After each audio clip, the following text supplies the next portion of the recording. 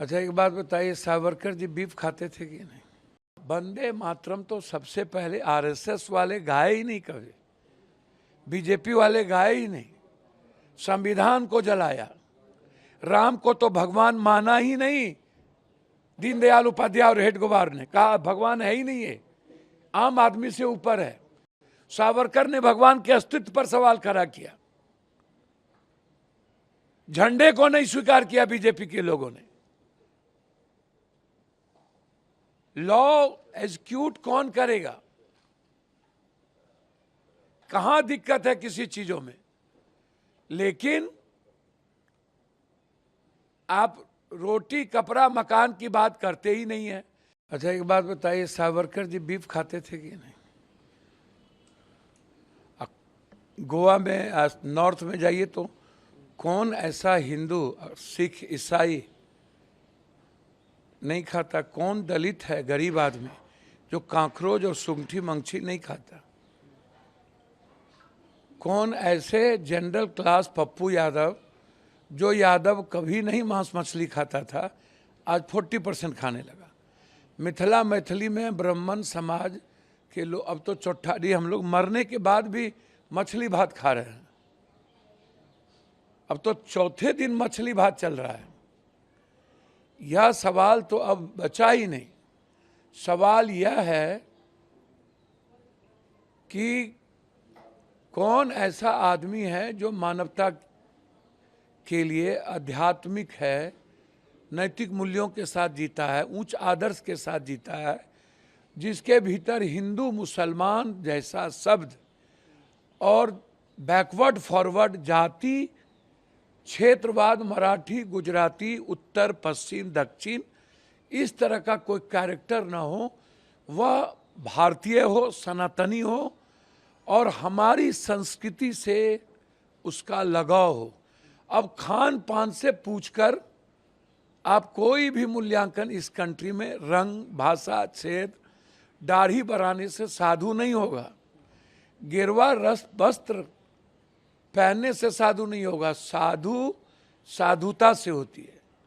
राम से पूछा था किसी ने कि मंदिर किसे कहते हैं, तो उन्होंने, राम ने अपने भक्त से कहा कि मंदिर हम उसे कहते हैं जहां नफरत ना हो, जहां इंसान में भेद ना हो, जहां इंसान को है दृष्टि से ना देखा जाए, उसे भगवान के बंदे के रूप में देखा जाए।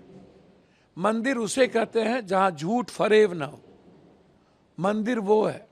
शिव ने किसी अपने भक्त से कहा कि मोक्ष और जन्नत मरने के बाद नहीं मिलती, इसी युग में, इसी जीवन में तुम्हें मोक्ष मिलेगा जब तुम गरीब के लिए, आम आदमी के लिए कल्याण की बात करोगे।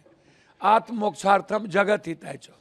बिना मानव के कल्याण के हम हिंदू और सनातनी नहीं हो सकते। बिना मोहब्बत और प्रेम और सच्चाई के रास्ते हम हिंदू सनातनी नहीं हो सकते। हमें शिव, राम और कृष्ण के, बुद्ध के अपो दिपो भव के आधार पर हमें जीवन के दर्शन को ले चलना होगा, तभी हम हिंदू हैं। सर, राष्ट्रपति जी ने वंदे मातरम बिल को मंजूरी दे दी है और वंदे मातरम को भी अब उसी प्रकार से अगर कोई इसमें बाधा डालता है तो उसको भी वही सजा मिलेगी जो जनगण मन के अपमान पर मिलती थी। सुनिए ना, वंदे मातरम तो सबसे पहले आरएसएस वाले गाए ही नहीं, कभी बीजेपी वाले गाए ही नहीं। संविधान को जलाया, राम को तो भगवान माना ही नहीं। दीनदयाल उपाध्याय और हेडगेवार ने कहा भगवान है ही नहीं, है आम आदमी से ऊपर है। सावरकर ने भगवान के अस्तित्व पर सवाल खड़ा किया। झंडे को नहीं स्वीकार किया बीजेपी के लोगों ने। लॉ एग्जीक्यूट कौन करेगा? कहां दिक्कत है किसी चीजों में? लेकिन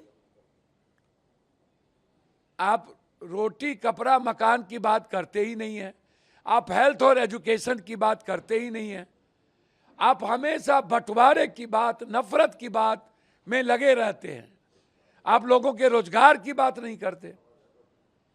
कोई बिल आवे, इस हिंदुस्तान में कुछ नहीं होना है इस नेता और इस राजनीतिक व्यवस्था के रहते हुए। सांसद धर्मेंद्र प्रधान ने कहा है कि राहुल गांधी आदतन झूठ बोलते हैं, उनकी आदत बन गई है बार बार झूठ बोलना। सुनिए ना, जितना राहुल गांधी, प्रियंका गांधी, सोनिया गांधी, इंदिरा गांधी, नेहरू जी का ये लोग नाम लेते हैं, उतना भगवान का लिए होते तो कल्याण भी होता, इंसान भी बनते। झूठ के नींव पर तो आरएसएस की तासीर है, और बीजेपी आया ही है गणेश भगवान को झूठ का दूध पिला करके। धरती पर बीजेपी से ज्यादा दो कैरेक्टर आज तक मैंने देखा ही नहीं। धर्मेंद्र प्रधान जी से आग्रह करूंगा, अरुणाचल की क्या स्थिति है और एजुकेशन की क्या स्थिति है, और डेली बच्चे के पेपर क्वेश्चन रिकॉर्ड की क्या स्थिति है, कितने लूटे हो, और सारे यूनिवर्सिटी, स्कूल, कॉलेज को जो भगवाकरण कर रहे हो, इस पर बोल लो। राहुल गांधी से इतना क्यों डरते हो? ये लोग कायर हैं, और तानाशाह वही होते हैं जो डरपोक और कायर होते हैं।